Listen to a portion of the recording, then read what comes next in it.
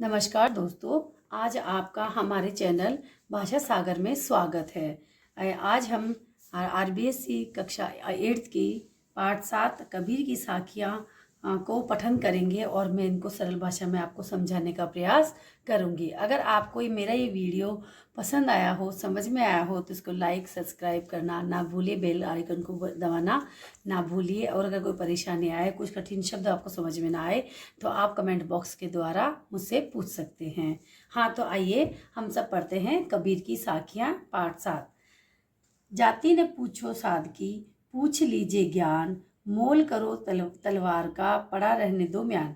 इसमें कबीरदास जी सामाजिकता से जुड़े हुए और समाज से जुड़े हुए दोहों को हमें बताते हैं। समाज में कबीरदास जी एक सामाजिक प्राणी थे और वो एक संत थे जो कि हमारे समाज को सुधारना चाहते थे, और उन्हीं में उन्होंने मनुष्य के मन के भावों को सुधारने के लिए अपनी साखियों के द्वारा हमें समय समय पर अनेक संदेश दिए हैं। उन्हीं में से एक ये है, जाति ने पूछो साध की। जो साधु होते हैं, अब इसमें कठिन शब्द है, जाति ने पूछो, पूछो यानी पूछना, साध यानी साधु, और ज्ञान यानी ज्ञान, मूल्य, मतलब जब होता है ना ज्ञान, यानी कि हमारे को जो समझ में समझाने के लिए होता है वो मोल, मोल यानी मूल्य, और तलवार यानी आप जानते हो तरवार यानी तलवार, और मयान यानी जिसको तलवार को जिस कवर में रखते हैं हम उसको मयान बोलते हैं। तो इसमें कवि जी कह रहे हैं कि साधु की जाति नहीं पूछना चाहिए कि वो कौन है, कोई भी हो जाति का, उसके ज्ञान का मूल्य आपको समझना चाहिए। पूछ लीजिए ज्ञान, उसका जो ज्ञान है, उसको जो नॉलेज है, उसको आपको ग्रहण करना चाहिए, उसको आपको अपने जीवन में उतारना चाहिए। मतलब उसकी जात पात से आपको कोई मतलब नहीं है, कि जात पात कोई मायने नहीं रखती है। उसका ज्ञान वो हमारे लिए कितना इम्पोर्टेंट है, वो हमें कितना कुछ सिखा सकता है, वही हमारे जीवन में महत्वपूर्ण है, और हमें उसे ही सम्मान देना चाहिए, है ना। मोल करो तलवार को, जिस तरह से तलवार मयान में रहती है, तो हम मयान का मोल नहीं करते। मयान जैसे कितनी भी सुंदर हो, पर अगर तलवार ठीक नहीं होगी तो हमारे लिए वो बेकार है ना। तो तलवार अच्छी होनी चाहिए, तो तलवार अच्छी होती है तो हम मोल तलवार का ही करते हैं, उसकी मयान के कवर का नहीं करते हैं, उसकी मयान का मोल नहीं करते हैं। हमें मोल हमेशा तलवार का करना चाहिए, यानी कि तलवार गुणवान होती है, तलवार ही काम की चीज़ होती है, तो हमें उसका मोल करना चाहिए, है ना। पड़ा रहने दो म्यान, मतलब मेरे मयान को पड़ी रहने दो, मयान का कोई मोल नहीं होता है। तो इस सरल पंक्तियों में या सरल शब्दों में कबीर जी ने हमें समझाया है कि जाति और पाति में कुछ नहीं रखा, इनमें भेदभाव करने से कोई मतलब नहीं है। हमें केवल व्यक्ति के ज्ञान को, व्यक्ति के जो अच्छे अच्छे चीज़ें हैं उनको ग्रहण करना चाहिए। जिस तरह से तलवार का मोल होता है उसके मयान का नहीं, उसी प्रकार से आदमी का या साधु का मोल होता है, उसकी जाति पाति का नहीं। अगला पद देखिए, आवत गारी एक है, उलट कोई होई अनेक, कहे कबीरे नहीं उलटिए, बस वही एक की एक। मतलब कि जैसे आवत यानी, इसमें कठिन शब्द है, जैसे आवत यानी आना या आ रही हैं, गारी यानी गालियाँ, जैसे आप शब्द जिसे बोलते हैं हम, और उलटना यानी पलट कर, है ना। हो यानी करना, यानी कि जैसे अपन गाली दे रहे हैं, वापस से पलट कर देना, है ना। होई अनेक, अनेक यानी वो हो जाती हैं, बहुत सारी हो जाती हैं। कहे कबीर, कबीर कहे यानी कहना, उलट यानी देना या पलट कर वापस लौटाना, वहीं एक की एक। तो इसमें देखो सरल शब्दों में है ये भी, आवतगारी एक है। समाज में हमें कोई एक हमारे साथ दुर्व्यवहार करता है या कोई हमें एक गाली देता है, तो हम पलट के उसको 2 या 3 4 10 गालियाँ देते हैं, फिर वो हमें पलट के देता है। तो इस तरह से क्या होता है, वो छोटी सी घटना एक बड़ी हादसे में या लड़ाई झगड़े में बदल जाती है। तो हमें ऐसा नहीं करना चाहिए, सज्जन लोगों को ऐसा नहीं करना चाहिए। वो कहना चाहते हैं कि अगर कोई आपको एक गाली दे रहा है तो आप उसको अनसुनी कर दो, उसकी तरफ ध्यान मत दो, है ना। तो वो गाली, और अगर आप पलट के उसको गाली दोगे पलट के, तो वो भी आपको पलट के 2 देगा, फिर आप 4 दोगे, तो इस तरह से वो अनेक हो जाएंगी। अनेक यानी बहुत सारी गालियाँ हो जाएंगी, एक दूसरे को दी जाएगी। तो कहे कबीर नहीं उलटिए, कबीर जी कहते हैं कि अगर आपको कोई गाली दे तो आप उसको उलट कर या पलटे में बदले में उसको कोई भी गाली मत दो, आप शांत रहो। तो वो गाली देता रहेगा, फिर देखोगे तो कुछ बोल ही नहीं रहा है, तो वो धीरे धीरे आपको गाली देना बंद कर देगा। तो वही एक की एक, तो वो एक ही रहेगी, मतलब एक तरफ से ही आने वाली गालियाँ रह जाएंगी, और वो भी धीरे धीरे बहुत सारी होते होते वापस से कम हो जाएंगी, और वो आपका कुछ भी नहीं बिगाड़ेगा। तो अगर आप पलट के गाली दोगे तो वो झगड़ा हो जाएगा, झगड़ा बढ़ जाएगा, उससे फिर अच्छा माहौल नहीं रहता, सामाजिकता में अच्छा मैसेज नहीं जाता। तो कहने का मतलब है कि हमें कोई बुरा कहता है तो हमें अपनी भावनाओं पे कंट्रोल रखना चाहिए और हमें उसके पलट के जवाब, बुरे के साथ बुरा नहीं बनना चाहिए। हमें अपनी अच्छाई एक बुरे इंसान के कारण नहीं छोड़नी चाहिए, तो वो इंसान भी हमारी तरह अच्छा बनने की कोशिश करेगा, वह गाली नहीं देगा और चुपचाप चला जाएगा। माला तो कर में फिरे जी भी फिरे मुख माही, मनुआ तो दसु दिशी फिरे ये तो सुमरे नाही। इसमें देखो ये भी कठिन शब्द, सरल पद है, इसमें कठिन शब्द देखो, माला यानी माला, कर यानी यहाँ पे होता है हाथ, फिरे यानी फेरना, माला को जो फेरते हैं बार बार घुमाना, जीभ यानी जीभ, फिरे यानी घुमाना, फिर से घुमाना, और मुख माही यानी मुख के अंदर, मनुआ यानी मन, दसु यानी 10, दिशी यानी दिशाएं, फिर यानी वही फिरना, ये तो सुमरे, सुमरे यानी स्मरण करना, नाही यानी नहीं होता, तो यानी तो, है ना। ठीक है, अब इसमें हम पढ़ते हैं, माला तो करे फिरे, कर में फिरे, मतलब माला तो हाथ में फिरती रहती है, जीभ भी फिरे मुखमाई, और जीभ पे भी ओम नमः शिवाय ओम नमः शिवाय कुछ भी अपन बोलते रहते हैं।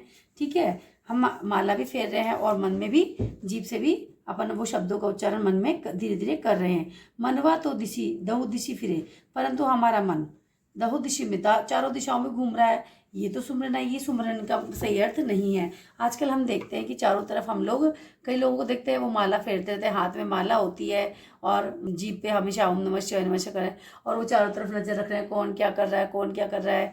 पता चला कुछ अच्छा लगा तो उसका एक्सप्रेशन आंखों से दे देते वो, है ना। तो मतलब कि उनका मन तो स्थिर ही नहीं है, उनके मन में प्रभु को तो विराजमान ही नहीं है, वो तो बस हाथ में माला है और जीभ अपना मंत्र का पुनरुच्चारण करी जा रही है, परंतु उनके मन में कहीं पर भी भक्ति भाव नजर नहीं आ रहा। तो ऐसे भक्ति करने से, जहाँ मन में ही आपका ठहराव नहीं हो, ऐसे भक्ति करने से कोई मतलब नहीं है। यह तो सुमरन नहीं, ये सुमरने का यानी ये पूजा करने का या भगवान को याद करने का अच्छा तरीका नहीं है। अगर आपको वाकई में माला फेरना है तो ये आप एक जगह बैठो और उसको माला को लो और अपने मन को एकाग्रचित करके और फिर आप भगवान का स्मरण करो। ये पुराने ज़माने में जो पाखंडी लोग थे उनके ऊपर ही आक्षेप करते हुए कहा है कि तुम लोग हमेशा माला फेरते रहते हो और उच्चारण करते रहते हो, परंतु तुम्हारे मन में कहीं पे भी प्रभु भक्ति का स्मरण नहीं है, तुम्हारे मन में कहीं भी ठहराव नहीं है। तो भगवान की भक्ति के लिए उन्होंने यही कहा है कि आप एक जगह बैठ के स्मरण करो, चारों तरफ घूम घूम के मुख में आपको बोल रहे हो पर मन में नहीं है, तो ऐसा गलत है।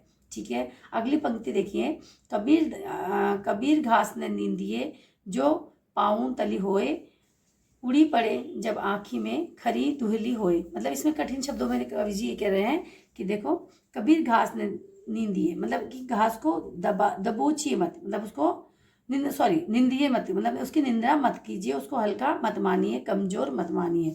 जो पाँव तली होए, जिसे हम पाँव कहते दीजिए, पाँव यानी पैर, तली यानी उसके अपने पैर का तलवा, हो यानी मतलब करना, रोंदना, जैसे रोंदते ना तो हम उनको पाँव में रोंदते रहते हो, यानी होना या करना। उड़ी यानी उड़ना, पड़े यानी पड़ जाती है आँख में, गिरना, है ना। जब आँखी यानी आँखें, खरी यानी मतलब खरी धुली, मतलब वो बहुत बुरा व्यवहार करती फिर हमारे साथ, हो यानी होना करना, है ना। कबीरदास जी कहते हैं घास ने निंदन कीजिए, घास की निंदा मत कीजिए। इसमें घास के द्वारा कबीर जी ने हमें ये समझाने का प्रयत्न किया है कि जो गरीब व्यक्ति होता है, जो छोटा व्यक्ति होता है, उसकी निंदा मत कीजिए, उसको आप कमज़ोर मत मानिए। जो पाँव तली होए, उसको जैसे हम घास को पाँव के नीचे रौंदते रहते हैं, उसकी कोई वैल्यू नहीं करते हैं, ठीक उसी प्रकार से जिस प्रकार से गरीब व्यक्ति को हम हल्के में लेते हैं और उसकी हम निंदा करते हैं, उसको हम दबाते रहते हैं, दबोचते रहते हैं, है ना। ठीक उसी प्रकार से घास की भी हम निंदा नहीं करनी चाहिए, उसको हल्के में नहीं लेना चाहिए। उड़ी पड़े जब आँख में, जब हवा के झोंके से उड़कर आँख में गिर जाती है तो खरी धुली होए, तो वह बहुत बुरा हमारे साथ करती है, हमारी आँख में बहुत परेशानी करती है, हम बहुत परेशान हो जाते हैं उससे। उसी प्रकार एक गरीब आदमी को भी अगर हम बहुत परेशान करेंगे तो वह हमारे आँख में एक घास के तिनके की तरह हमारे जीवन में उथल पुथल मचा देगा, हमें बहुत परेशान करेगा, हमें बहुत दुख देगा। इसलिए सभी को बराबर भाव से देखना चाहिए, चाहे वो अमीर हो चाहे गरीब हो, किसी को भी छोटा समझकर दबाना नहीं चाहिए, तो उसको परेशान नहीं करना चाहिए। अगली पंक्ति देखिए, अगले पद में है, जग में बेरी कोई नहीं जो मन शीतल होए, या आपा को डारी दे दया करे सब होए। इसमें कठिन शब्दों में है जग यानी संसार, दुनिया, बैरी यानी दुश्मन, कोई यानी कोई व्यक्ति के लिए यानी कोई नहीं है, यानी कोई भी व्यक्ति नहीं है। जो मन शीतल हो, जो यानी अगर, मन यानी हमारा हृदय, और शीतल यानी शांत रहे, तो हो यानी होना। या आपा का को डारी दे, आपा यानी कि स्वार्थ, अगर हम स्वार्थ को, डार यानी छोड़ना, देने छोड़ देना, दया करे सब कोई, और हम सब करे यानी करना, और कोई यानी सभी व्यक्तियों पर। तो इसमें कबीरदास जी कहना चाहते हैं जग में कोई भी, जग में बेरी कोई नहीं, यानी जग में कोई भी बुरा नहीं है, जग में कोई भी हमारा शत्रु नहीं है। जो मन शीतल हो, अगर हमारा मन शांत है और हम सभी को अपना मानते हैं, तो इस संसार में हमारा कोई भी शत्रु नहीं है। अगर हम एक दूसरे के प्रति मन में गांठ बांधेंगे तो सभी लोग हमारे शत्रु बन जाएंगे, है ना। तो मन को शांत रखो तो हमारा कोई भी शत्रु नहीं है। या आपा को डारी दे, मतलब अगर हम अपने निजी स्वार्थ को छोड़ देंगे तो दया करे सब कोई, तो हम सब पे दया करेंगे और सब हम पे दया करेंगे। एक इंसान दूसरे इंसान का निजी स्वार्थ के कारण ही शत्रु बन जाता है। तो हमें अपने मन को स्वार्थ भाव में नहीं डुबोना चाहिए, हमारे मन को शांत रखना चाहिए, और हमें उस स्वार्थ को छोड़कर सभी को अपना मानना चाहिए और सभी के प्रति दया भाव रखना चाहिए। अगर हम दया भाव रखेंगे तो सभी लोग हम पर दया भाव रखेंगे। इन पंक्तियों को अक्सर बच्चे कहते हैं कि हमें समझ में नहीं आता, समझ में नहीं आता, परंतु ये बहुत सरल शब्दों में मैंने आपको समझाया है। अगर आपकी परीक्षा में ये सब पद, ऐसे कोई एक पद आता है, तो आप उसमें क्या करेंगे, पहले इस शब्द को, पद को पूरा पढ़ेंगे। जाति ने पूछो सादगी, पूछ लीजिए ज्ञान, मोल करी तलवार का, पढ़े रहने दो बयान। तो अगर ये पद आ गया मान लो, तो आप इसमें क्या करेंगे कि इसमें आप सरल सरल शब्दों में जो भी शब्द आपको आते हैं उनका आप हिंदी, जैसे मैंने भी अंडरलाइन किया है, पर मैंने इसमें लिखा नहीं है क्योंकि ये पद में फिर बुक गंदी हो जाएगी। तो आपको जो पद आ रहा है, जिसको अर्थ आ रहा है आपको, उन शब्दों का यहाँ पे लिख लीजिए और फिर उससे इसका अनुवाद बनाने की कोशिश कीजिए। जब अनुवाद आपको बन जाएगा तो उसको फिर आप सही शब्दों में फिर से एक वाक्य के रूप में लिखने का प्रयास करेंगे, तो आपके वो शब्दों का अनुवाद लगभग सही बैठ जाएगा। तो आप इसकी परीक्षा में व्याख्या भी करके आ सकते हैं। व्याख्या के लिए मैं आपको अगले अपने किसी वीडियो में बताऊंगी कि व्याख्या कैसे करते हैं, कैसे पद को लिख के आते हैं और कैसे उसकी व्याख्या की जाती है। ठीक है, धन्यवाद दोस्तों। अगर आपको मेरा ये चैनल पसंद आया हो, आपको मेरा आज का वीडियो पसंद आया हो, तो आप इस पर लाइक सब्सक्राइब करना ना भूलिए, बेल आइकन को भी दबाइएगा। और साथ ही साथ अगर आपको कुछ कठिन लगा हो या कोई परेशानियां हो तो आप कमेंट बॉक्स में लिखिएगा। ठीक है, धन्यवाद।